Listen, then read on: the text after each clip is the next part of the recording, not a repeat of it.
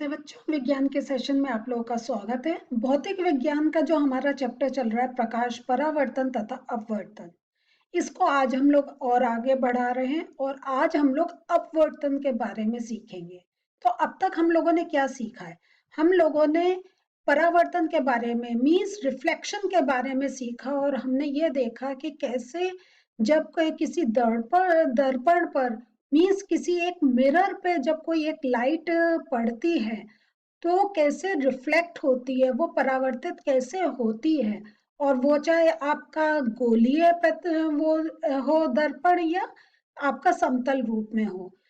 लेकिन हमने ये देखा कि रिफ्लेक्शन कैसे होता है कि जब कोई इंसिडेंट रे होती है वो फिर रिफ्लेक्ट बैक उसी एंगल पर होती है। तो जैसा हमने देखा था कि angle I is equal to angle R, so angle of incidence equal to angle of reflection.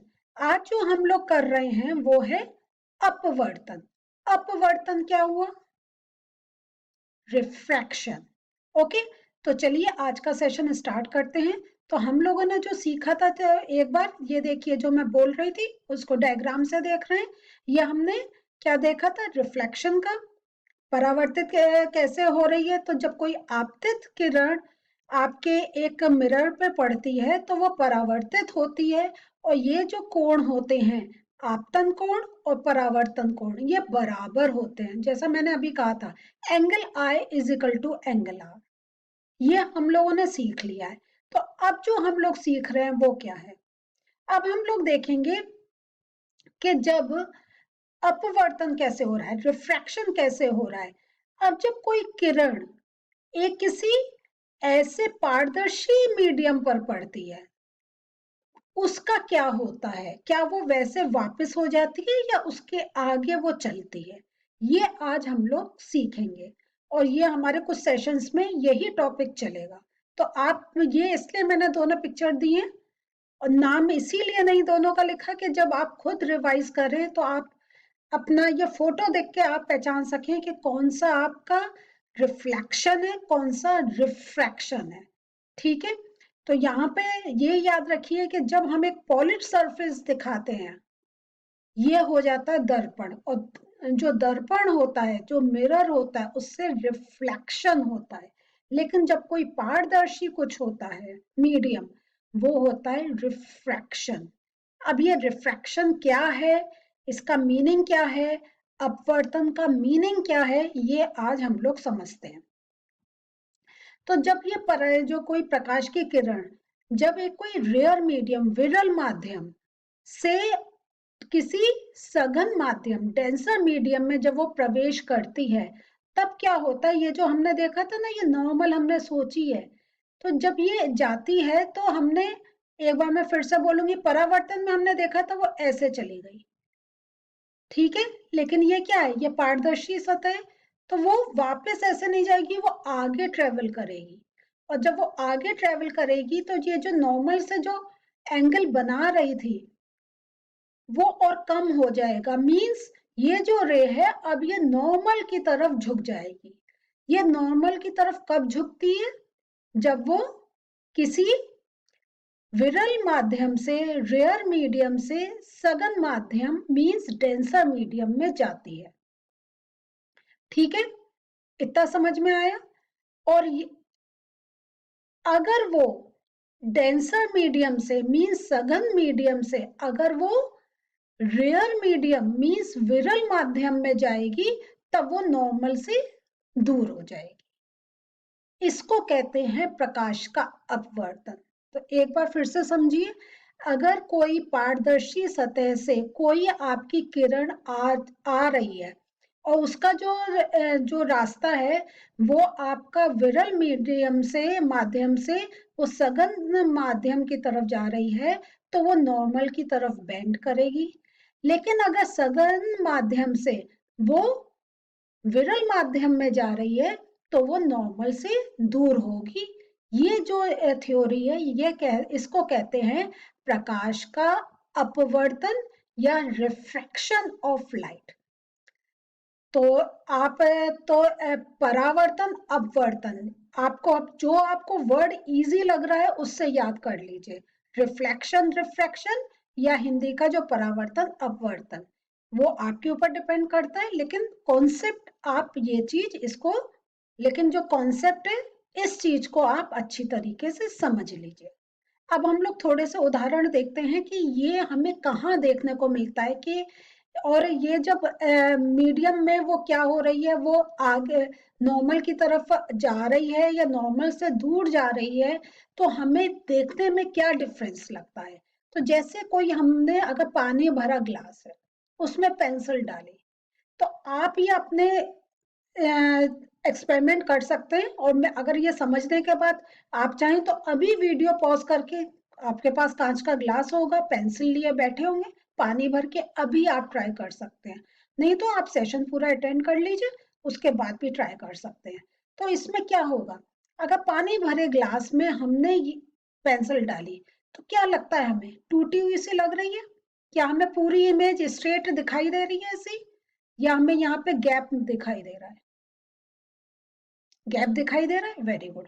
तो ये जो गैप है ये क्यों है? तो अब देखिए, जो लाइट हमारी ट्रेवल कर रही थी, तो ये क्या हो गया कि ट्रांस ग्लास क्या है, ट्रांसपेरेंट मीडियम है, इसमें से लाइट रे पास हो रही है और वो हवा से पानी में जा रही है। तो वो क्या है, आपका रेयर मीडियम से वो डेंस मीडियम की तरफ जा रही है, तो उसका रास्ता अपने आप बदल जाएगा। तो ये जो हमें टूटी हुई पेंसिल दिखाई दे रही है ग्लास के अंदर, यह है किसके कारण, अपवर्तन के कारण। चलिए एक और एग्जांपल देखते हैं। यहाँ देखिए, आपने ये मेले या आपने स्कूल की फेयर, कहीं आप लोगों ने ये वाला एक खेल देखा होगा कि आपको एक कुछ चूड़ी पड़ी नीचे होती है और उसके सेंटर में आपको कॉइन डालना होता है। या आप खुद ही देखें, फिर से आप ये वाला एक्सपेरिमेंट अपने घर पे कर सकते हैं कि आप कोई बाल्टी कुछ लीजिए, आप टब लीजिए कुछ, उसके अंदर आप कोई पत्थर पे कोई कॉइन कुछ डाल दीजिए और फिर ऊपर से देखिए, तो आपको वो क्या दिखाई देगा, थोड़ा ऊपर उठा हुआ। यहाँ पे देखिए थोड़ा आपको ऊपर उठा दिखाई देगा। वो किस लिए, क्योंकि यही आप खुद हवा में, वहां से लाइट रेज जा रही हैं, लेकिन आप किसके अंदर देख रहे हैं, पानी के अंदर देख रहे हैं। मीडियम चेंज हो गया, मीडियम चेंज हुआ तो लाइट जो रेज है उनका भी रास्ता बदल जाएगा। और वो फिर देखिए यहाँ पे अगर आप देखेंगे, ये स्ट्रेट ना जाके ये बेंड हो गई।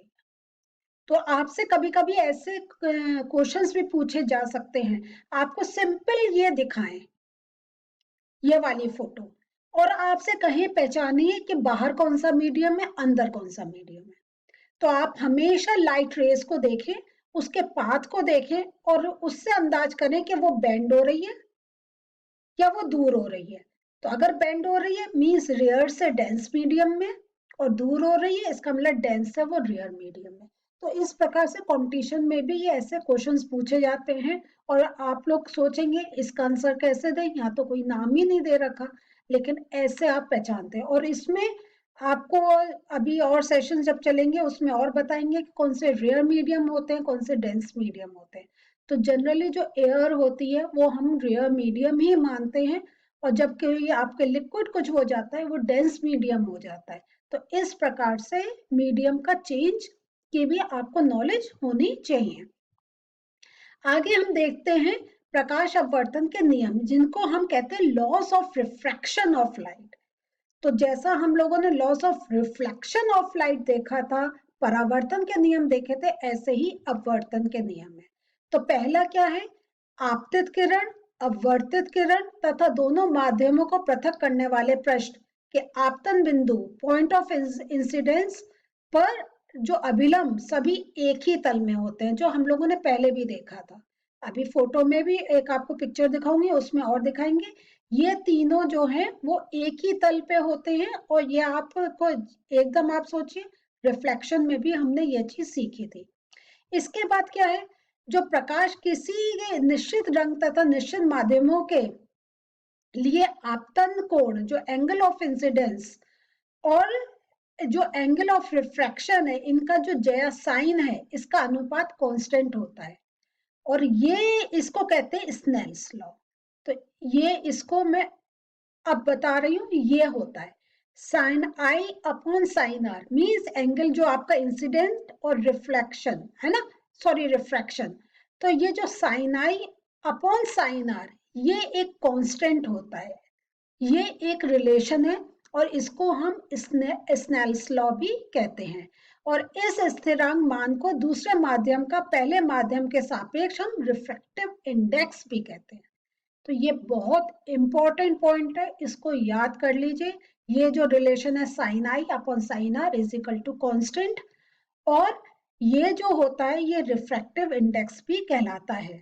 थोड़े से जब हम क्वेश्चंस करेंगे इस चीज को तब और मैं डिस्कस करूंगी, जब आपको पता चलेगा कि किस इसके ऊपर किस टाइप के क्वेश्चंस पूछे जाते हैं और आपको कैसे आंसर देने हैं।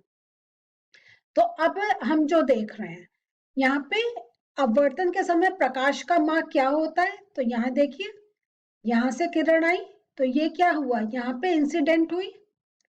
अब जब वो ये अब यहाँ देखिए ये हमने एग्जांपल लिया ग्लास स्लैब का, ठीक है। तो ग्लास स्लैब भी क्या हो गया, ये आपका विरल माध्यम हुआ हवा वायु, और ये कांच का माध्यम हो गया सघन माध्यम। तो विरल माध्यम से सघन माध्यम में जा रही है लाइट, कहाँ क्या होगा, नॉर्मल से बेंड होगी या दूर होगी, सोचिए, बैंड होगी। वेरी गुड, ये बहुत इंपॉर्टेंट कॉन्सेप्ट है, बार बार आपको किसी ना किसी रूप में ये सोचना पड़ेगा।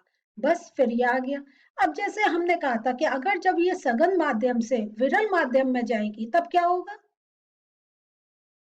नॉर्मल से दूर होगी। तो देखिए यही रे डायग्राम हम दिखा रहे हैं, इंसिडेंट, ये बैंड हुई, रिफ्रैक्टेड रे हुई, अब ये सघन से जा रही है विरल में, ये अब देखिए ये फिर नॉर्मल से दूर हो गई। अगर वैसे हम देखें तो लाइट का ये पाथ जाता है जो डॉटेड है, लेकिन क्योंकि मीडियम चेंज हो रहा है इसलिए लाइट रेस का डायरेक्शन भी थोड़ा सा चेंज हो रहा है। तो सघन माध्यम और विरल माध्यम को अगर हम समझे, वह माध्यम जिसका अपवर्तनांक अधिक होता है वो होता है सघन माध्यम, और इस माध्यम के कण अधिक घने होते हैं। सघन क्यों कह रहे हैं, क्योंकि इसके जो अगर हम देखें जो एटम्स है वो क्लोजली पैक्ड है, वो आपस में काफी पास में है। और विरल माध्यम अब आप लोग खुद ही समझ गए होंगे कि जिसका अपवर्तनांक कम होता है वो विरल माध्यम होता है, और इसमें जो कणों का घनत्व होता है वो कम होता है, वो कम डेंस होते हैं। तो जो मैंने अभी आपको कहा था कि आप कैसे पहचानेंगे कौन सा सघन है कौन सा विरल, तो कोई भी आपके सामने ऐसे कोई भी एग्जाम्पल आ सकता है, आपको बस ये काम करना है कि आपको यह सोचना है कि ये कैसा है, ये डेंसली इसके एटम्स पैक्ड है या थोड़े से लूज पैक्ड है, और उससे आप एकदम पता कर सकते हैं कौन सा सघन माध्यम है और कौन सा विरल माध्यम है। तो किसी एक बहुत इंपॉर्टेंट पॉइंट यहाँ पे मैं डाल रही हूँ, इसको ध्यान से देखिए। किसी माध्यम का सघन और विरल होना दो माध्यमों में बीच तुलनात्मक अध्ययन है, और यह निर्भर करता है कि कौन सा माध्यम किस माध्यम के सापेक्ष अधिक सघन या विरल है। क्योंकि अगर आप देखें तो अगर हमारे जैसे अगर तीन चीजें हम देखते हैं, आपका कोई सॉलिड थिंग जैसे अगर ग्लास ले, आपका कोई वही हवा का ले ले और एक गैस का मीडियम ले, तो हमने जब इनके स्ट्रक्चर्स के बारे में अपने प्राइमरी क्लासेस में पढ़ा है तो यही पढ़ा है कि इनके एटम्स इनके मॉलिक्यूल्स कैसे पास में हैं या दूर हैं, ठीक है। तो ऐसे आपके सामने कोई है तो ऐसे तीन चीजें हैं, तो अब आपको खुद एक कंपेयर करना है। अगर हम देखें तो अगर सॉलिड लिक्विड गैस का हम कंपेयर करें तो अगर हम लिक्विड और सॉलिड का कर रहे हैं तो लिक्विड क्या हो जाएगा, आपका एक विरल हो जाएगा। हवा के कंपैरिजन में क्या होगा, चलिए इसको ऐसे करते हैं, हवा के कंपैरिजन में तो हवा आपकी वो एक रेयर मीडियम हो गया और जो ये सॉलिड है वो डेंस हो गया। लेकिन अगर यही चीज हम गैस और हवा का करें तो गैस में तो और ज्यादा पार्ट है। तो इस टाइप से ये जरूरी नहीं है कि अगर हमने एक माध्यम को सघन का वो हमेशा सघन रहेगा, हो सकता है उससे ज्यादा सघन कोई और मीडियम हमें मिल जाए। ये एक सोचने की बात है, इस पर जरूर विचार करिएगा। तो अब ये जो आज हम लोगों ने पढ़ा है उसमें हमने ये चीज सीखी है कि रिफ्रैक्शन का मीनिंग क्या है, और मीडियम के बारे में समझा कि कैसे हमें डिफरेंट मीडियम में रहते हैं और डिफरेंट मीडियम के थ्रू लाइट रेज पास होती हैं। और थोड़े से जो हमने ग्लास में पेंसिल का एग्जाम्पल या कॉइन का एग्जाम्पल देखा, तो अब पता चला कि ये जो है एक हमें फर्क देखने को मिलता है जब हम बाहर से देखते हैं, वो किस कारण होता है। तो ये चीजें हम लोगों ने समझ ली हैं। तो अभी हमारा रिफ्रैक्शन का टॉपिक स्टार्ट हुआ है, थोड़ा सा और आगे चलेंगे, अगले सेशंस में थोड़ा सा और समझेंगे। तो नेक्स्ट सेशन के लिए तैयार हो जाइए, इसको अच्छी तरीके से रिवाइज करके मिलते हैं नेक्स्ट सेशन में। बाय।